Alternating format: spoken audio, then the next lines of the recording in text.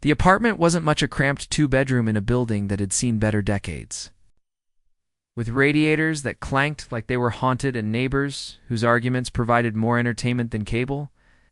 But it was mine, or at least half mine, and in a city where rent could devour your entire paycheck. That felt like a victory. I'd found my roommate through a Craigslist ad, which my mother had warned me was asking to be murdered. But Marcus Chen seemed normal enough during our initial meeting. Clean. Employed as a graphic designer for a marketing firm. He'd moved to the city 6 months ago and was looking for something affordable after his previous roommate had moved in with their partner. I work from home most days, he'd said, his dark eyes assessing the space with the same careful consideration I'd noticed in everything he did. I'm pretty quiet. I cook sometimes, but I'll clean up after myself. And I'm usually in bed by 11 on weeknights. Sounds perfect. I work at a bookstore, so my hours are all over the place. But I'll try not to be loud when you're sleeping. We'd shaken hands, and just like that, I had a roommate. That was 3 months ago. 3 months of living with someone who was somehow both present and invisible. Marcus kept to himself, rarely emerging from his room, except to cook elaborate meals in our tiny kitchen, or make coffee at odd hours. We'd exchange pleasantries. Hey, how was your day? Good yours? Fine, thanks. But never anything deeper, which was fine. I wasn't looking for a best friend. I was 24, working a job I didn't love, while trying to figure out what I actually wanted to do with my life. And the last thing I needed was complicated. But I'd be lying if I said I hadn't noticed. Marcus, he was objectively attractive, tall, and lean, with black hair that always looked artfully messy and a face that belonged in one of those minimalist cologne ads. He dressed well even when working from home, favoring simple but expensive-looking clothes that made my thrift store wardrobe look even more pathetic. And he had this way of moving through space that was almost hypnotic graceful and deliberate. Like every action was choreographed, not that it mattered. Marcus gave off zero signals of being interested in anything beyond a professional roommate relationship. And I had no idea if he was even gay, bi, or remotely interested in men. So I kept my distance, maintained the boundaries, and tried very hard not to think about the fact that the most attractive man I'd ever lived with was sleeping 20 feet away every night. The first sign that something was changing came on a Tuesday night in late September. I'd picked up a closing shift at the bookstore, which meant I didn't get home until nearly midnight. The apartment was dark except for the soft glow from under Marcus's door. He was a night owl, often working until 2 or 3 in the morning. I dropped my bag by the door, too tired to care about putting things away properly, and headed for the bathroom. That's when I heard it. Music not loud, but distinct. Something classical and melancholy, drifting from Marcus's room. I paused in the hallway, listening. In 3 months, I'd never heard him play music. He used headphones religiously, considerate of my space even when I wouldn't have minded. I should have kept walking. Should have respected his privacy. Instead, I knocked softly on his door. The music stopped immediately. Footsteps. Then the door opened a crack. Marcus looked out at me, and I was struck by how exhausted he looked, dark circles under his eyes. Hair actually messy, instead of artfully so. Wearing a worn t-shirt that was so unlike his usual style. Sorry, was that too loud? He asked. No, not at all. Are you okay? He blinked, like the question surprised him. Yeah, why? You look tired. And you never play music without headphones. For a moment, he just stared at me. Then something in his expression shifted, a crack in the carefully maintained facade. Rough day. Rough week, actually. But I'm fine. Okay, well, if you need anything actually, he interrupted, then seemed to reconsider. Never mind. Sorry for the noise, Marcus. Seriously. If something's wrong, it's nothing. Just work stress. And some family stuff. But nothing you need to worry about. He offered a smile that didn't reach his eyes. Thanks for checking, though. That's kind of you. He closed the door before I could respond, and the music didn't start again. I stood in the hallway for a moment, feeling like I'd missed something important. Then I went to bed, but sleep was a long time coming. Over the next few days, I started noticing things I'd missed before. Marcus's usual meticulous habits were slipping. Dishes sat in the sink longer than they should. His bedroom door stayed closed more often. The elaborate cooking stopped, replaced by takeout containers that piled up in the trash, and he looked increasingly exhausted. I tried to give him space. We were roommates, not friends, and I had no right to pry into his life. But when I came home Thursday evening to find him passed out on the couch, his laptop still open on the coffee table, showing what looked like a half-finished design project, I couldn't ignore it anymore, Marcus. I touched his shoulder gently. He jerked awake, disoriented. What time is it? 6:30. You fell asleep. Sat up, rubbing his face. Shit, I have a deadline. When did you last sleep? Actually sleep, I mean, not passing out from exhaustion. I don't know. Monday night, maybe? He reached for his laptop. I need to finish this. You need to sleep. I closed the laptop, ignoring his protest. Whatever this is, it can wait until you've had actual rest. You're going to make yourself sick. You don't understand. I can't. The client is already angry because I missed the last deadline. And if I miss another one, then you explain that you're human and needed sleep. Marcus, look at yourself. You're shaking. He looked down at his hands, seeming to notice for the first time that they were indeed trembling slightly. I'm fine. You're really not. For a long moment, we just looked at each other. Then, to my complete surprise, Marcus's eyes filled with tears.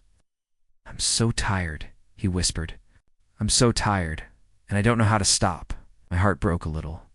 Without thinking, I sat down next to him and pulled him into a hug. He went rigid for a second, then collapsed against me, his face pressed into my shoulder. It's okay, I said softly. You're okay. We'll figure this out. I'm sorry. God, I'm sorry. This is so unprofessional. We're roommates, not coworkers. And you're allowed to be human.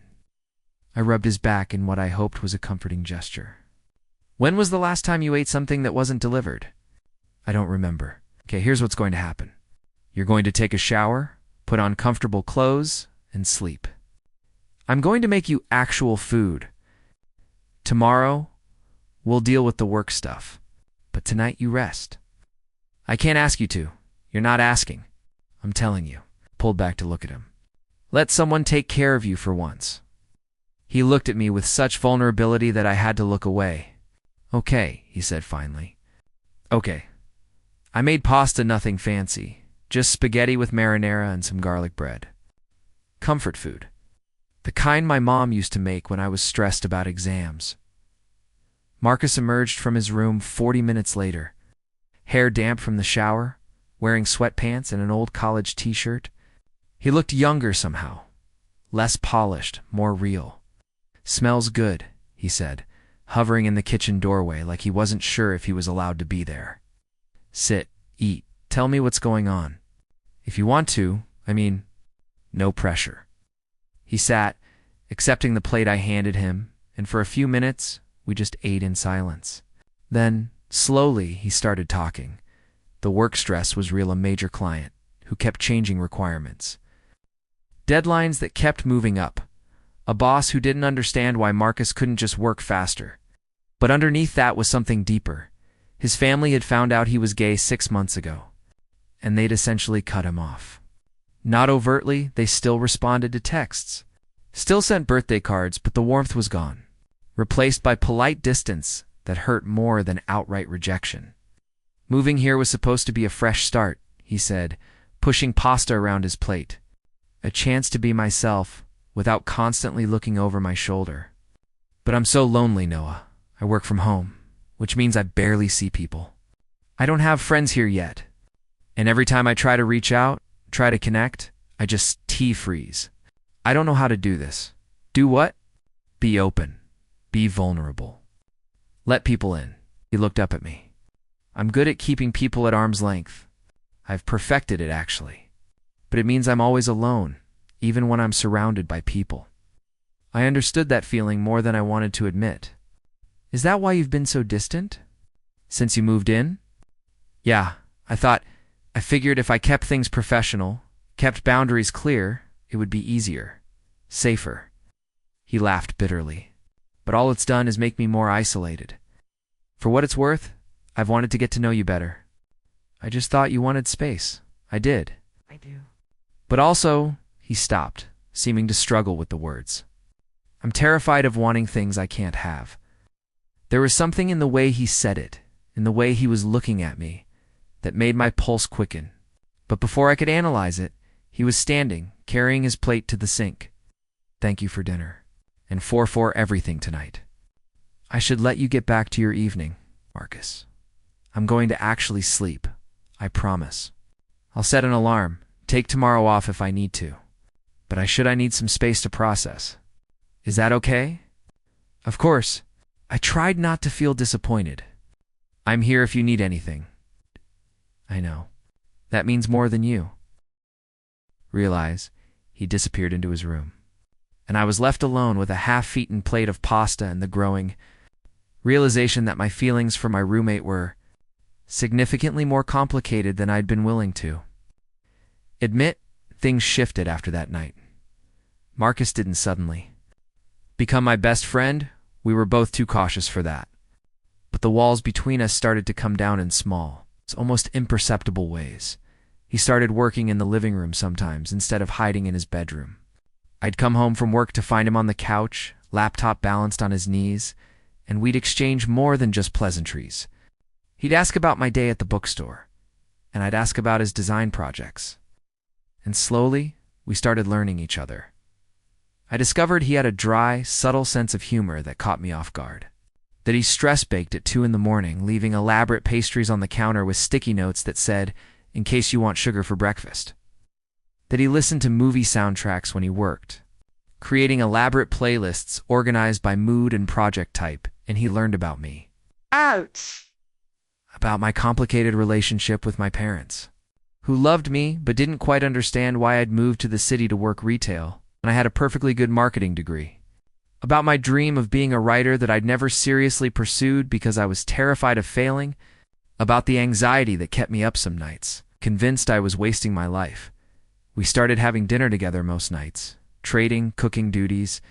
Marcus would make elaborate Asian fusion dishes that tasted like they belonged in a restaurant, and I'd counter with comfort food that made him nostalgic for simpler times. My grandmother used to make something like this, he said one night, savoring the chicken pot pie I'd attempted. Before everything changed? Do you talk to her? Your grandmother? She passed away a few years ago. She was the only one who knew about me, actually. I told her when I was 16, terrified she'd hate me. He smiled sadly. She just hugged me and said she'd always known, that she loved me no matter what. She sounds wonderful. I think she would have liked you. The comment sent warmth through my chest. Yeah. She had good instincts about people. Always knew who was genuine and who was performing. His eyes met mine. She would have seen through all your defenses immediately. I don't have defenses, Noah. You have more walls than a medieval castle. You're just better at pretending they're not there. He wasn't wrong. I'd spent years perfecting the art of seeming open while revealing nothing important. It was safer that why if people didn't know you. They couldn't hurt you. But with Marcus, the walls were becoming harder to maintain.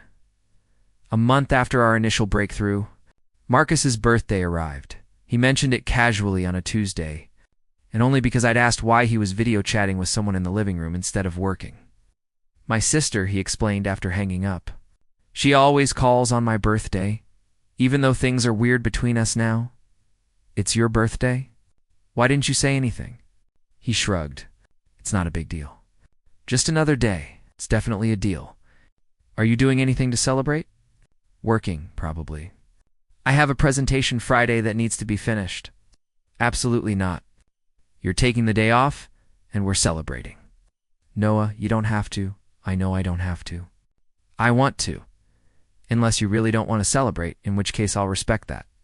But everyone deserves to feel special on their birthday. Right. He looked at me with an expression I couldn't quite read. Okay, he said finally. What did you have in mind? I hadn't actually thought that far ahead, but I improvised. It's a surprise. Be ready by 7. I called in a favor from my coworker Sarah, who had excellent taste and even better ideas. Together, we planned an evening that I hoped would make Marcus feel valued without being overwhelming. First, dinner at a quiet Thai restaurant I knew he loved. I'd heard him mention it on a call with his sister. Then a walk through the city to a rooftop bar with incredible views where I'd reserved a table. Nothing fancy, nothing that screamed date, but thoughtful. Personal. Marcus seemed surprised when I explained the plan, but pleased. He dressed up for the occasion, well-fitted dark jeans and a burgundy button-down that made his skin look luminous, and I suddenly felt underdressed in my usual black jeans and sweater. "Look nice," I said, then immediately felt awkward. Too much. Not enough? Thanks. So do you. His smile was warm. I can't remember the last time someone planned something for my birthday. Then we're doing this right. Dinner was easy. We'd gotten comfortable enough with each other that conversation flowed naturally. Marcus told me about his sister, who was slowly coming around to accepting him. I told him about the novel I'd started writing in secret, showing no one. "Can I read it?" he asked. "It's not good. I'm sure it's better than you think." "You're incredibly hard on yourself," says the person who works 16-hour days because he thinks anything less is failing. Touché! He raised his glass. To both of us learning to be kinder to ourselves. Toasted. And I tried not to think about how much I wanted to reach across the table and take his hand. The rooftop bar was quieter. Romantic in a way I hadn't intended when I'd made the reservation. The city spread out below us in a carpet of lights, and above, stars were just barely visible through the light pollution. "This is incredible," Marcus said, leaning against the railing. "Thank you, Noah. Really." This as he stopped, seeming to struggle with emotion. I didn't realize how much I needed this. Needed to feel like someone cared enough to make an effort. Of course I care. Your eye stopped, unsure how to finish that sentence without revealing too much. "I'm what?" "Important. Care to me. You've become important to me." He turned to face me fully, and in the dim light, his expression was intense. "You're important to me too. More than I probably should admit." My heart was racing. "Marcus, I know this is complicated. We live together, and crossing lines could make things weird, and I don't want to ruin what we have. But I also—" he took a breath. "I think about you constantly. Wonder what you're doing when you're at work. Look forward to coming home because I know you'll be there." And I know that probably makes me sound obsessive, but I kissed him. It wasn't planned, wasn't smooth. I just leaned in and pressed my lips to his, cutting off his worried rambling with action instead of words. He froze for a second, then kissed me back with an intensity that made my knees weak. His hand came up to cup my face, and mine found his waist. And for a moment, nothing else existed except the two of us, and the city lights, and the feeling of finally being honest. When we broke apart, both breathing hard, Marcus looked dazed.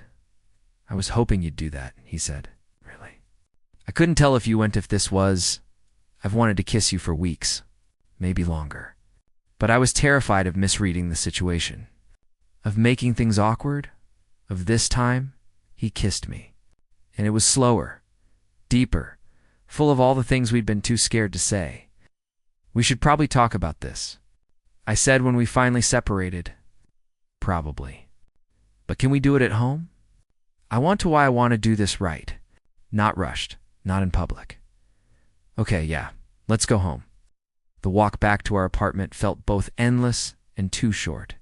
We didn't hold hands, both too nervous, too aware of what we were about to discuss, but we walked close enough that our shoulders brushed.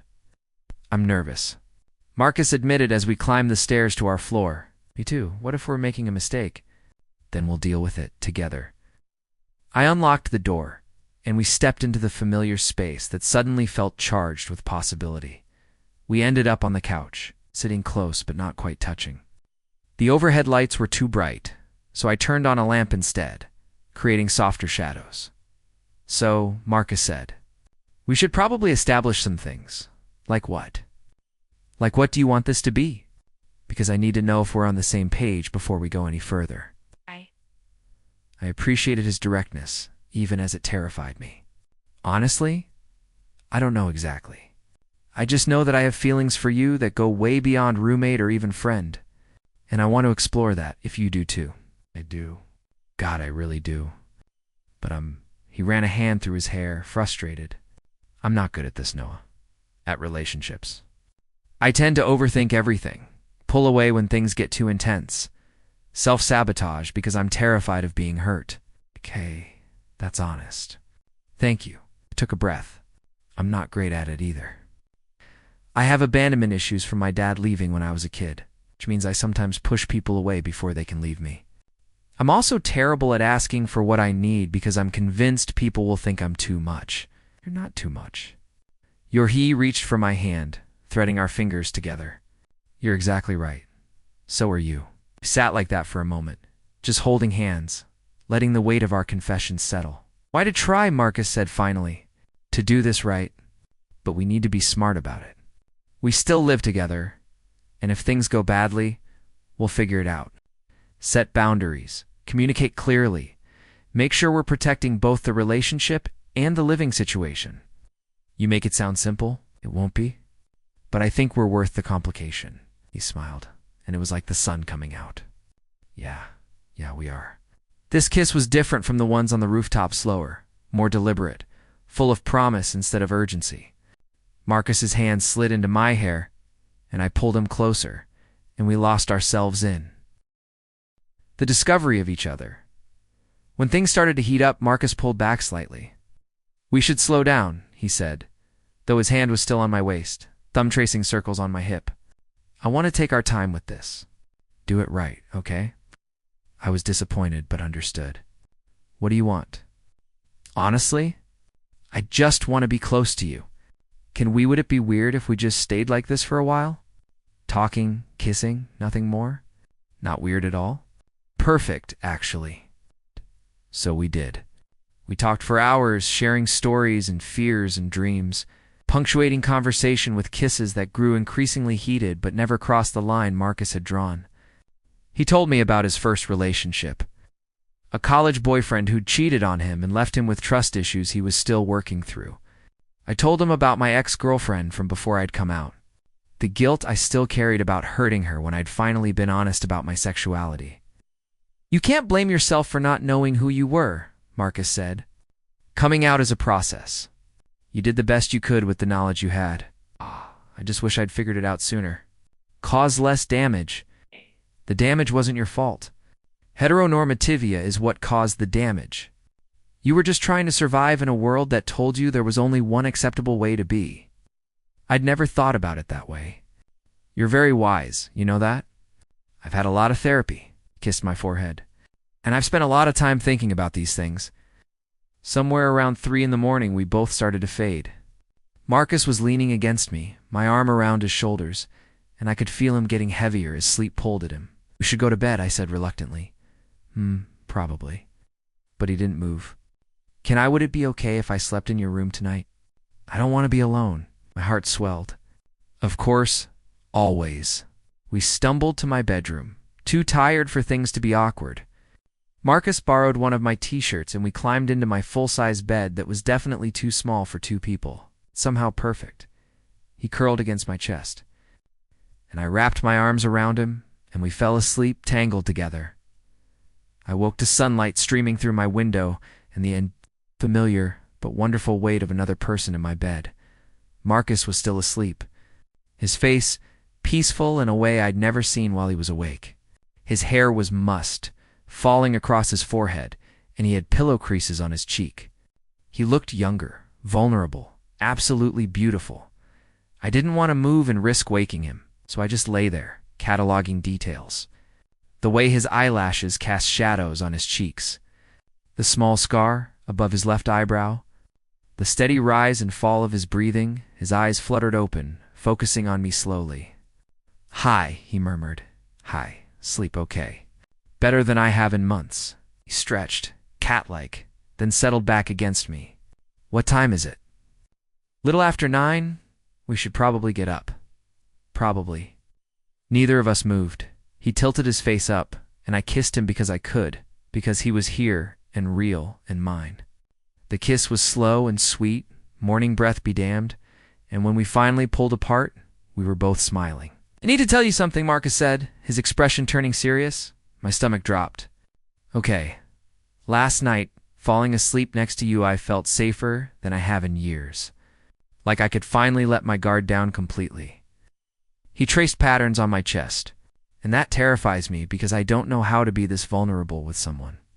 I don't know how to need someone and not hate myself for it. You're allowed to need people, Marcus. That's not weakness, that's being human. I know that intellectually. But emotionally, he sighed. "I'm going to mess this up. I'm going to panic and pull away and hurt you, even though that's the last thing I want to do. Then we'll work through it. Together, I'm not expecting perfection. And I'm not going to run at the first sign of difficulty." I tilted his chin up so he had to look at me. "I'm in this, Marcus. Fully. Are you?" "Yes. God. Yes. I just needed you to know what you're signing up for," noted. "And for what it's worth, I'm probably going to do the same thing. We're both damaged in our own ways. But maybe we can help each other heal. When did you get so wise?" "I've had a lot of time to think. Bookstore shifts are very contemplative." He laughed, and the tension broke. "Come on, I'll make us breakfast, and we can figure out what happens next." What happened next was a period of adjustment that was both wonderful and terrifying. Marcus and I decided to keep our relationship quiet for a few weeks. Wanting to figure out what we were before dealing with external opinions, that meant stolen kisses in the apartment, careful distance in public. The delicious secret of knowing we were together even when no one else did. We set ground rules. Dedicated time. Together that wasn't just convenient proximity. Real dates, even if they were just walks in the park or movie nights at home. Honest communication about our needs and boundaries. And crucially, the agreement that we'd maintain separate spaces. Marcus kept his room, I kept mine. Even though we ended up sleeping in the same bed most nights, "I need to know I have somewhere that's just mine," Marcus had explained. "Not because I don't want to be with you, but because I need that independence, that safety net." I'm the same way. It's worked for us. We'd spend evenings together, fall asleep tangled up, and retreat to our own spaces when we needed solitude. It was a dance of intimacy and independence that felt healthy that previous relationships never had. My coworkers noticed I seemed happier. Riley, my best friend from college, who I'd been avoiding calling, demanded to know what was going on. "You sound different," they said during one of our video chats. Good different. What happened? I told them about Marcus, about how we'd gone from distant roommates to something infinitely more meaningful. Riley listened with increasing delight. "Finally, I've been waiting for you to meet someone who actually deserves you. Still new. We're taking things slow. Slow is good. But Noah, don't sabotage this because you're scared. You deserve to be happy. I promised I'd try." Things were good for almost 2 months. Better than good, they were perfect in that imperfect way, that real. Relationships are. Then came the night everything changed. It started ordinarily enough. Marcus and I had dinner together, watched a movie, fell asleep in my bed around midnight. I'd grown so used to his presence that sleeping alone would have felt strange. I woke sometime in the early morning hours to the sound of distressed breathing. Marcus was still asleep, but clearly in the grip of a nightmare. He was tossing restlessly, making small sounds of fear, his face creased with distress. "Marcus," I said softly, touching his shoulder. "Wake up. You're dreaming." He woke with a gasp, eyes wild and unfocused. For a moment, he didn't seem to recognize where he was.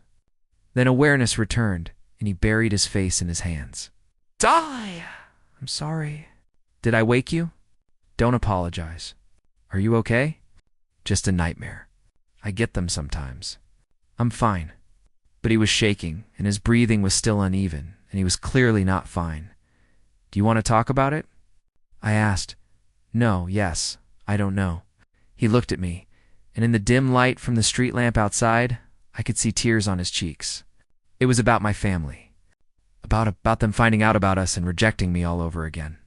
It felt so real. My heart broke for him. "Come here." I pulled him into my arms, and he came willingly, pressing his face against my neck. I could feel the dampness of his tears on my skin. "You're safe," I murmured, running my hands through his hair. "I've got you. You're safe." "I'm terrified of losing you," he whispered, "of doing something to mess this up. Of my family making me choose between you and them. You won't have to choose. And even if you did, I'm not going anywhere. You couldn't get rid of me if you tried. Promise?" "I promise. I'm here, Marcus. For as long as you'll have me." He lifted his head, and even with tear-stained cheeks and red eyes, he was beautiful. "I love you," he said. "I know it's fast, and maybe it's too soon to say it, but I do. I love you so much, it scares me." My breath caught. "I love you too." "Have for a while now, actually? Really?" I was just waiting for the right moment to say it. Kissed me then, desperate and deep, like he needed to prove to both of us that this was real. I kissed him back with everything I had, pouring all my feelings into the connection between us. When we broke apart, Marcus said, "Can you hold me? Until I fall back asleep?" "Of course." He settled back down. Marcus curled against my chest, my arms wrapped securely around him. I started talking, telling him about the novel I was working on, about my dreams for the future, about all the ordinary and extraordinary things I wanted to experience with him. My voice was low and soothing, and gradually I felt him relax. "Thank you," he murmured, already half asleep, "for being exactly what I need." "Always," I promised. I stayed awake after he fell asleep, just holding him, feeling the steady beat of his heart against my chest. In the quiet darkness, I made a decision. I was going to fight for this. Fight for us. Whatever obstacles came our way, family, fear, inevitable challenges of building something real, I was going to show up and fight, because Marcus was worth it. We were worth it, and I'd never been more certain of anything in my life. Marcus's nightmare had shaken something loose in both of us. We started being more open about our relationship, not broadcasting it, but not hiding either. I met his coworkers at a company happy hour, and he came to a bookstore event where I was moderating. A panel. We held hands in public, kissed goodbye without looking over our shoulders, existed as a couple instead of a secret. It felt terrifying and liberating in equal measure. "I keep waiting for the other shoe to drop," Marcus admitted one evening. We were cooking together, moving around our tiny kitchen in the synchronized dance we'd perfected over months of shared meals. Oh, what do you mean? "I keep waiting for this to feel like too much. For you to realize I'm more trouble than I'm worth. For something to go wrong." He paused in chopping vegetables. "I'm not used to things being this good." I set down the spoon I'd been using to stir sauce and moved behind him, wrapping my arms around his waist. "Things are good because we're both putting in the work. Both being honest, both showing up. That's not luck. That's effort. I know. It's just," he turned in my arms. "I love you so much it terrifies me. What if I lose you?" "You won't. I'm not going anywhere." But what if I kissed him to stop the spiral of anxiety? No what ifs. We're here, we're together, and we're happy. That's enough. Kiss me back, deeper this time. And dinner was temporarily forgotten. As we got lost in each other, the turning point came on a random Thursday in December. I'd been working on my novel obsessively for weeks, writing every spare moment and barely sleeping. The story had finally clicked, and I was in that euphoric, exhausting phase where the words poured out faster than I could capture them. Marcus had been supportive, bringing me coffee and snacks, making sure I remembered to eat and sleep. But I could tell he was worried about me burning out. "You need a break?" he said, appearing in my doorway around midnight. I'd been writing for 6 straight hours. "It's just one more chapter." "Noah, your eyes are bloodshot. And you've been staring at that screen so long, I'm worried you're going to get permanent vision damage. Break. Now."